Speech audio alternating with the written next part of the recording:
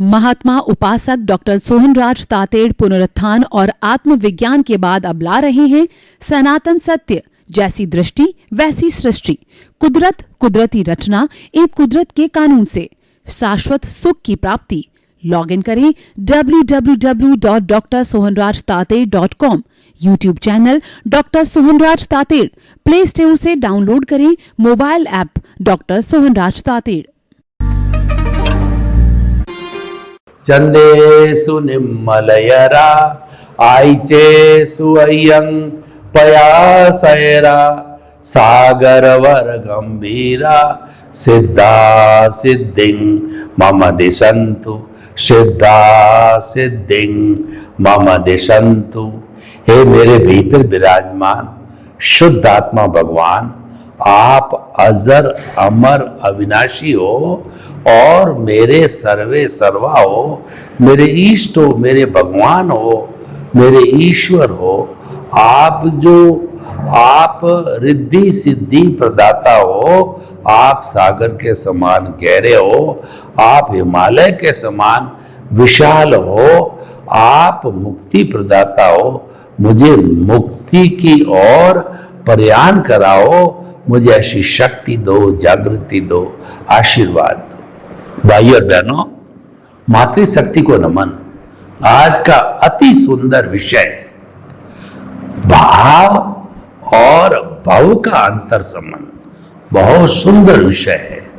भाव, जो कुछ भी मुक्ति का मार्ग है वो भाव से संचालित होता है, और हमारा वर्तमान जीवन का जो उद्गम स्थल है, जो निर्माण करने वाला है, वही भाव है। और भाव की बात करें तो जो बिजनेसमैन है, उनके किसी वस्तु जो जिसकी को वो बेचते हैं, उसके पड़ी पड़ी के भाव बढ़ जावे तो लखपति करोड़पति बन जाता है। और भाव भीतर जो है, अच्छे अच्छे विचार भाव आवे तो व्यक्ति में परिवर्तन आता है। जितने भी बड़े बड़े महापुरुष हैं, जो पहले डाकू थे, पहले महामूर्ख थे, कालिदास की तरह और तुलसीदास की तरह, वाल्मीकि जी की तरह बड़े बड़े डाकू थे, तो उनमें जो परिवर्तन हुआ वो भावों से हुआ। भाव है हमारे अवचेतन मन के अंदर पैदा होते हैं, हमारे तेज शरीर में पैदा होते हैं। और दुनिया की सबसे बड़ी जो फैक्ट्री है वो भाव जगत है, वो फैक्ट्री है लेश्या। भावों को दूसरे शब्दों में लेश्या कहा जाता है। तो भाव तीन तरह के होते हैं, अशुभ भाव, शुभ भाव और शुद्ध भाव। अशुभ भाव में क्रोध, अहंकार, माया, लोभ, हिंसा, 18 तरह के पाप, प्राणातिपात, मर्षावाद, अदत्ता दान, मैथुन, परिग्रह, क्रोध, मान, माया, लोभ, राग, द्वेष, कलह, अव्याख्यान, वैशून्य, परपरिवाद, रति अर्ति, माया मर्षा, मिथ्या दर्शन, शल्य पाप। ये 18 तरह की नेगेटिव थिंकिंग, नकारात्मक भाव है, ये सारे अशुभ भाव कहलाते हैं। ये जो है वह मोह का संसार है। ये व्यक्ति को नरक और तिर्यंच गति में ले जाने वाला होता है। मनुष्य जो है वो नरक गति, तिर्यंच गति में लगातार अशुभ भावों से जाता है। और जो शुभ भाव करता है, मन वचन काया की शुभ प्रवृत्ति से शुभ भाव पैदा होते हैं। इन शुभ भावों से हमको अच्छी गति मिलती है। ये अच्छी गति में ले जाने वाला है, यह पुण्य से जुड़ा होता है। और अशुभ भाव है वो पाप से जुड़ा होता है, जिसकी मैंने चर्चा की। ये शुभ भाव है वो हमारे को मनुष्य गति और देव गति में ले जाने वाले हैं। मनुष्य गति, देव गति भी एक तरह का भाव भ्रमण है। एक तरह का संसार है। अब जो मैं वो प्योर चीज की बात करता हूं, प्योरेस्ट चीज की बात करता हूं, जिसको हम 24 कैरेट का सोना कहते हैं, 999 मार्क की लंगड़ी कहते हैं, वो शुद्ध भाव होते हैं। शुद्ध भाव का अर्थ होता है केवल आत्मचिंतन करना। मन वचन काया ये जड़ है और आत्मा है ये चेतन है।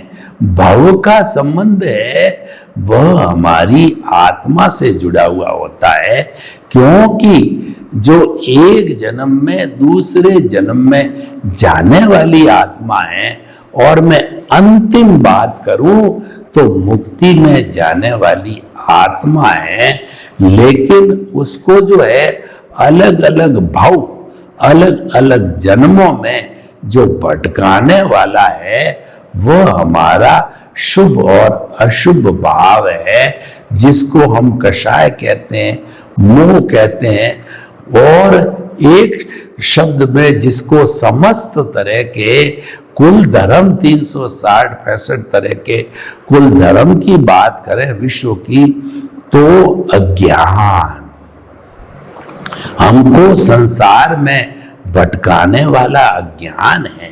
अगर हम जो है जो मनुष्य गति या देव गति में भी चले गए तो ये सारा अज्ञान से संबंधित है। अज्ञान बुरा नहीं है। अज्ञान का अर्थ हो गया सोने की बेड़ी, लोहे की बेड़ी, ये दोनों मिलके अज्ञान होता है। लोहे की बेड़ी होती है, सामान्य व्यक्ति को पहनाई जाती है, कैदी को, और सोने की बेड़ी होती है वो बहुत बड़ा वीआईपी होता है, उसको नजर बंद करना यानी सोने की बेड़ी पहनाई जाती है। तो फर्क क्या पड़ा? दोनों कैदी है, यानी पुण्य पाप है, वो दोनों हमारे को गतियों में घुमाने वाले हैं। लेकिन अगर हम मुक्ति चाहते हैं तो भाव सुधारो, भाव सुधरेगा, हमको शुद्ध भावों में आना पड़ेगा। शुद्ध भावों में राग द्वेष नहीं है, शुद्ध भावों में पुण्य पाप नहीं है, शुद्ध भावों से बनने वाला पुण्य है वह मोक्ष के लायक और सहायक बनेगा। तो मेरे कहने का अर्थ यह है कि आप आत्मा की बात करो, आत्मा का चिंतन करो, आत्मा की कथा बांचो, आत्मा की माला फेरो, आत्मा की भजना करो, आत्मा के गुणों का चिंतन करो, आत्मा के गुणों का ध्यान करो, आत्मा के गुणों में रत हो जाओ, आत्मा के गुणों में खो जाओ, आत्मा के गुणों का ध्यान करो। ऐसा समस्त जो है हमको मुक्ति में ले जाने वाला। No via media at all. शुभ भावों में तो मन वचन काया वाया मीडिया है, और मन वचन काया जड़ है, और जड़ पे जो कानून लागू होता है वह कुदरत का होता है। वो कुदरत के अधीन है, कर्मों के अधीन है, संजोग के अधीन है, द्रव्य क्षेत्र काल भाव के अधीन है। लेकिन शुद्ध भाव सत्ता जो है हमारी आत्मा की भाव सत्ता है, उस पर किसी का कानून नहीं लगता है, क्योंकि वह भाव सत्ता हमारे भीतर विराजमान प्रभु से निकली हुई होती। प्रभु तो अक्रिया है, प्रभु तो अशरीरी है, प्रभु तो मुक्ति में जाने वाला है। उसको अगर आज फ्री कर दो आप, यानी अज्ञान को पछाड़ दो, अज्ञान को जीरो कर दो, एक कण भी अज्ञान का मत रखो, तो वो तो मोक्ष रूपी है, वो तो मोक्ष में तुरंत चला जाएगा। इसको शुद्ध करने की जरूरत नहीं है। और मन वचन काया को भी शुद्ध करने की मत सोचना, क्योंकि मन वचन काया जो है यह कुदरती रचना है, और ये सृष्टि बदलना है। सृष्टि को कोई नहीं बदल सकता। हम जो बात कर रहे हैं दृष्टि को बदलने की बात कर रहे हैं, ये आपके हाथ में है। भाव बदलो जो है, भाव बदलो भाव बदलेगा, भाव सुधारो भाव सुधरेगा, भाव बिगाड़ो भाव बिगड़ेगा, ये आपके हाथ में है। आप स्वतंत्र हो, सृष्टि को सुधारने में आप स्वतंत्र नहीं हो। वहां कुदरत का नियम, कुदरत का कानून, कुदरत की रचना और कुदरत का कर्ता भाव चलता है, जो साइंटिफिक सर्कमस्टेंशियल एविडेंसेड है, यानी कि जो हमारा व्यवस्थित शक्ति है वही करता है। आप वहां कुछ नहीं कर सकते। तो हम क्या कहना चाहते हैं कि आप चेतना के पाले में रहो। देखिए, हम डेमोक्रेटिक कंट्री की बात करते हैं, भारत की बात करते हैं, तो यहाँ पर पार्टियां हैं और बहुत सी पार्टियां हैं, बीजेपी है, कांग्रेस है, आदि आदि। तो जो व्यक्ति एक पार्टी में रहता है उस व्यक्ति की कीमत बढ़ती है, उस व्यक्ति को जो है वह अच्छा चांस भी मिलता है, क्योंकि वह समर्पित है।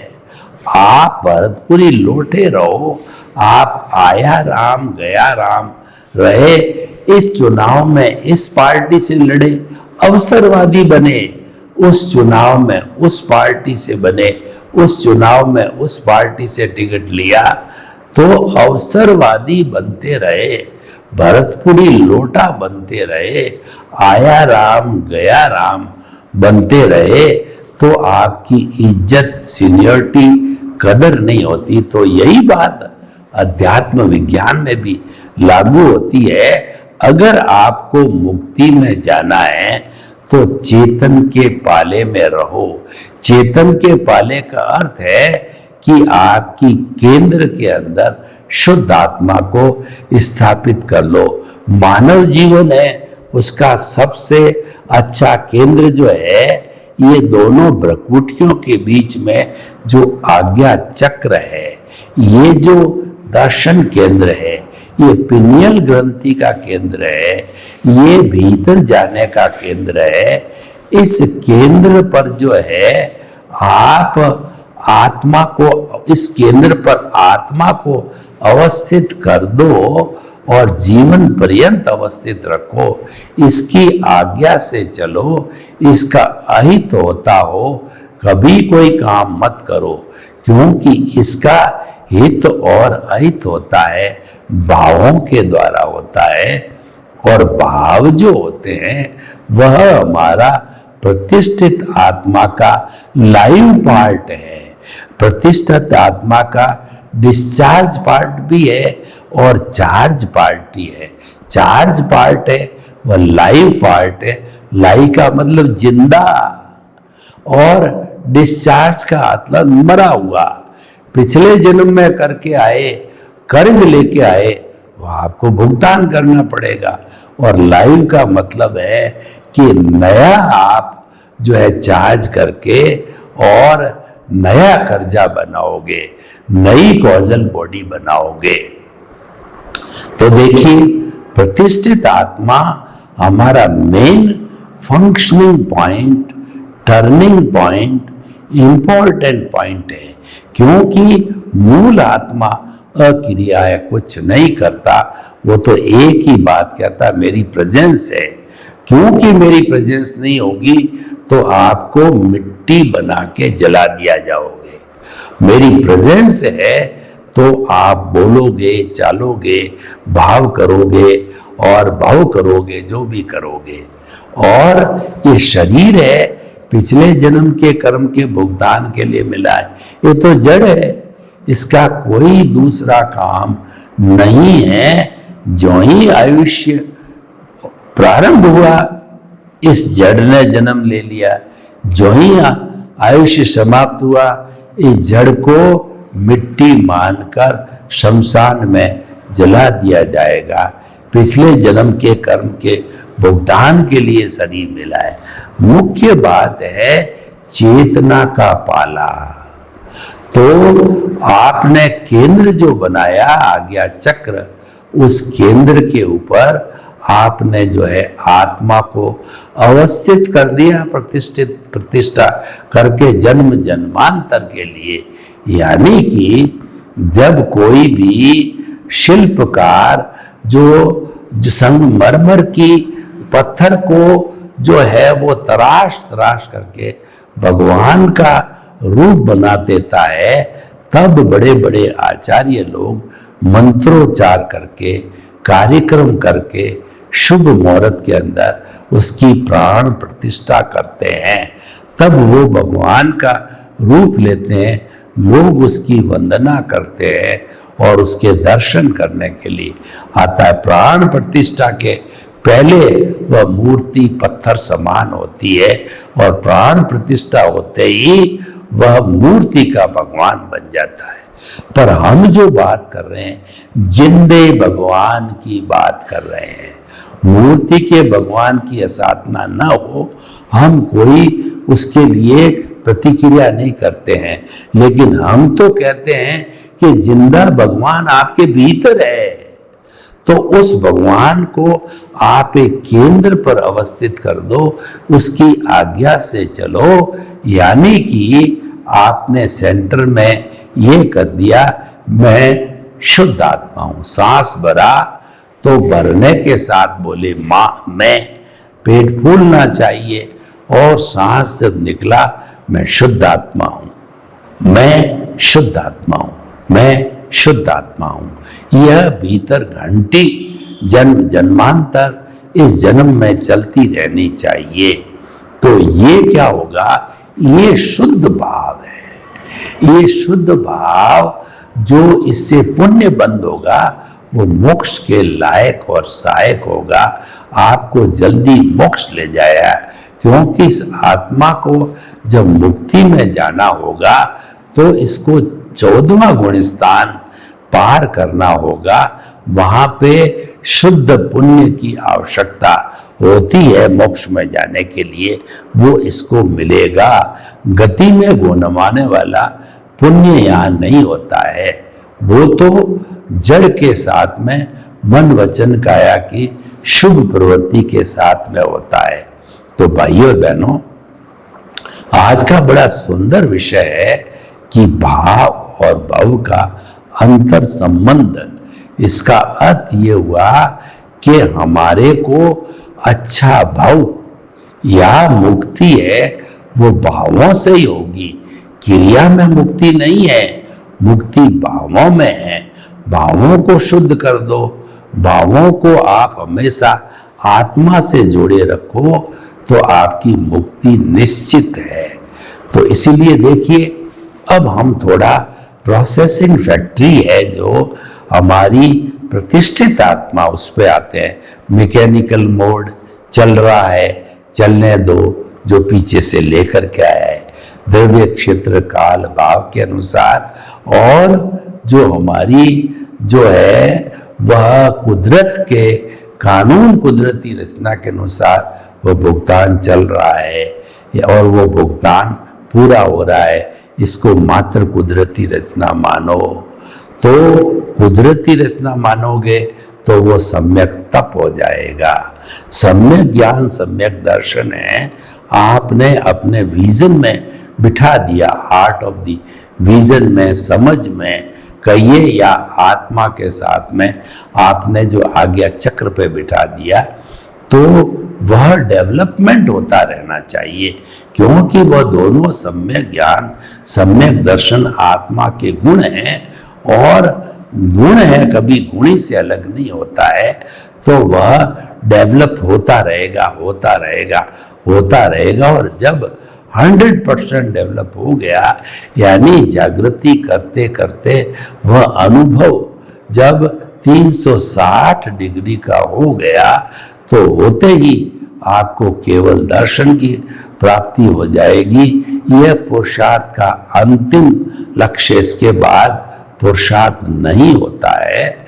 इसके बाद जो है नेक्स्ट बर्थ के अंदर केवल परिणाम रूप के अंदर वो आपको केवल ज्ञान होता है। तो जितना जो है आयुष्य बाकी है, उस आयुष्य के भुगतान होने तक वो केवली बना रहेगा, जो है 13वें गुण स्थान में। और फिर जब आयुष्य समाप्त होना होगा, ली 14वां गुण स्थान को प्राप्त करके पहले जो है काय योग, पहले मन योग, वचन योग, फिर काय योग 2/3 की अवगाहना होकर के वह हमारा प्रभु ईश्वर भगवान सिद्धशिला में चला जाएगा, सिद्ध बुद्ध मुक्त बन जाएगा और वहां जाकर के शाश्वत सुख की प्राप्ति करके हमेशा हमेशा के लिए वहीं पर विराजमान हो जाएगा। तो अब भाव कैसे बनते हैं, उस भाव की प्रोसेस हम करना चाहते हैं।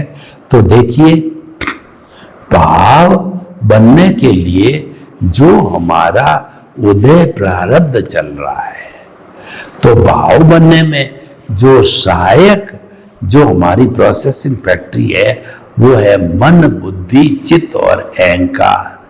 ये चारों मिला करके और जो है इन भावों का निर्माण करते हैं।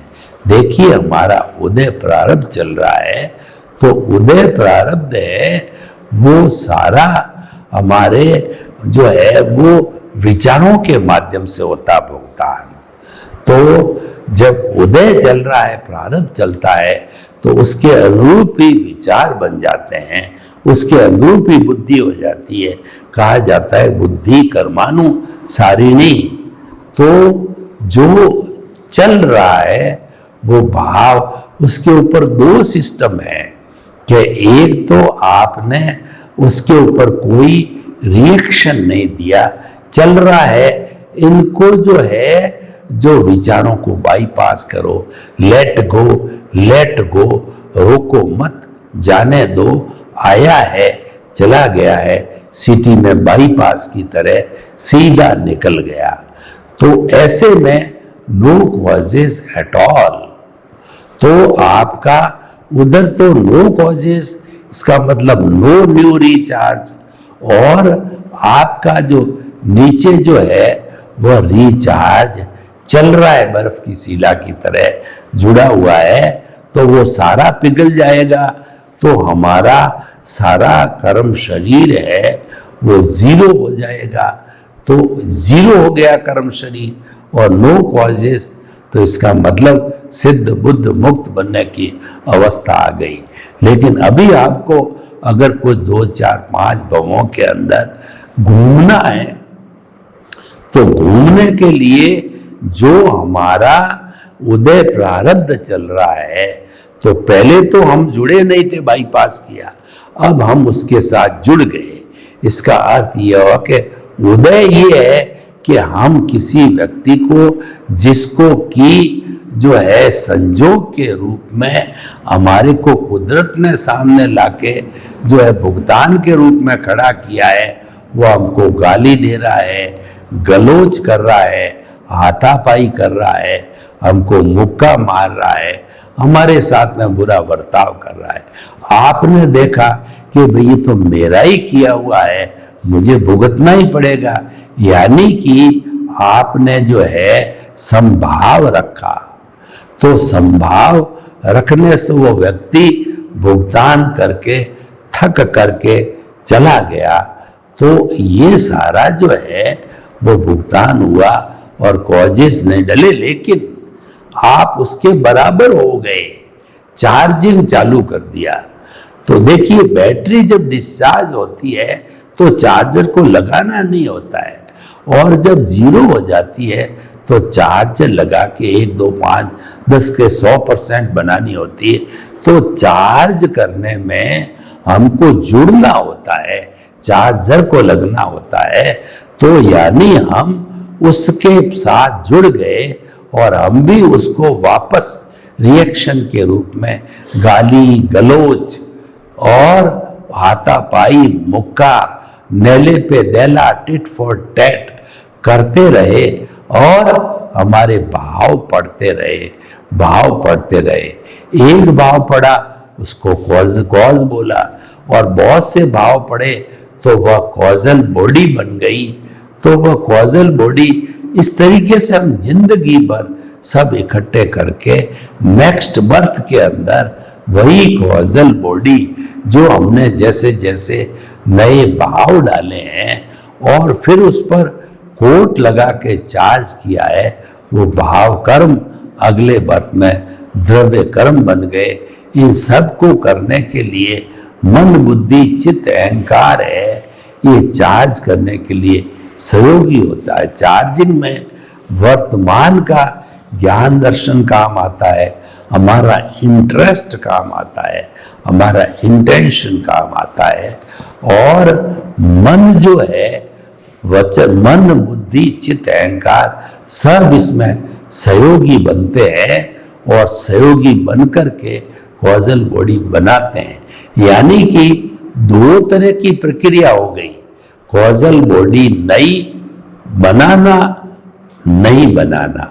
नहीं बनी तो पुरानी जो कॉजल बॉडी है बर्फ की शिला पिघलती करके जीरो हो जाएगी। बनी तो फिर ये साइकिल चलती रहेगी कि फिर आप भ्रमण करो, फिर नया चार्ज करो, फिर घूमते रहो। ये एक साइकिल का काम करती है। तो आप भाव सुधारना चाहते हो, ये सारी बातें हम आपको क्यों कह रहे हैं? क्योंकि मनुष्य कर सकता है। ये कि एक बात मैं अगर भैंस के सामने जाकर के कहूं तो वो कहावत भैंस के आगे बीन बजाना वाली यथार्थ सिद्ध हो जाएगी। आपको कह रहा हूं ताकि आप भाव सुधारो, आप मुक्ति की ओर प्रयाण करो। तो ऐसे भाव और भाव का संबंध है। सर्वे भवन्तु सुखिनः, सर्वे सन्तु निरामया। लोक के सब जीवों को सुख मिले, शांति मिले, आनंद मिले, प्रेम मिले, सौहार्द मिले, और सभी अपना जो है शुभ भावों शुद्ध भावों के साथ गंतव्य को प्राप्त करें। आपके प्रति मंगल। महात्मा उपासक डॉक्टर सोहनराज तातेड़ पुनरुत्थान और आत्मविज्ञान के बाद अब ला रहे हैं सनातन सत्य, जैसी दृष्टि वैसी सृष्टि, कुदरत कुदरती रचना एवं कुदरत के कानून से शाश्वत सुख की प्राप्ति। लॉग इन करें www.drsohanrajtated.com। YouTube channel doctor Sohanraj Tated, play store से डाउनलोड करें mobile app doctor Sohanraj Tated.